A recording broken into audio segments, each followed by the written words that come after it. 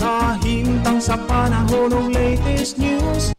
Dahil sa tuloy niya ang Pag-asa Mactan, pinagi ni Sir Manny Jan Agbay. Sir Manny, mayong adlaw Miyerkules.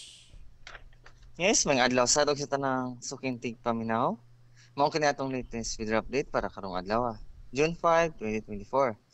Ang top sa low pressure area ang mo'y nakaapekto karon sa silangang bayan sa Northern Luzon.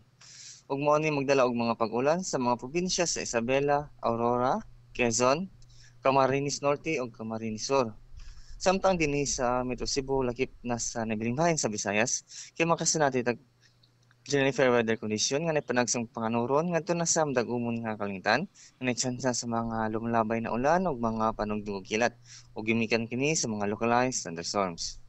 Samtang hinay ngadto na sa kasarangan nga hangin nagauros gikan sa habagatang kasadpan ang mapusalabi sa tibok Visayas. Din ang balod sa kadagatan malinawon ngadto sa kasarangan ang pagbalod. Wala ra kita gisyong gilwaning para dinhi sa tibok Visayas. Dinhi sa Subo atong dagat motaob karon alas 9:33 sa buntag nga nay kalawomon nga 1.69 meters ug mohunas unya alas 4:54 sa hapon nga nay kamabo ng negative 0.2 meters. Temperatura nato dinhi sa Metro Cebu mag-range kini gikan sa 28 to 34 degrees Celsius. Ug atong maximum heat index posible moabot og 41 degrees Celsius. Atong sunrise ganihang alas 5:22 sa buntag ug atong sunset unya alas 6:04 sa hapon. Ug mo lang ka natong latest weather update. Gikan rin sa Butan sa Pag-asa, kini si Manager Nagbay, may buntag. Salamat kayo, Sir Manny. May butag sa Pag-asa Mactan. Okay, sir. Good morning.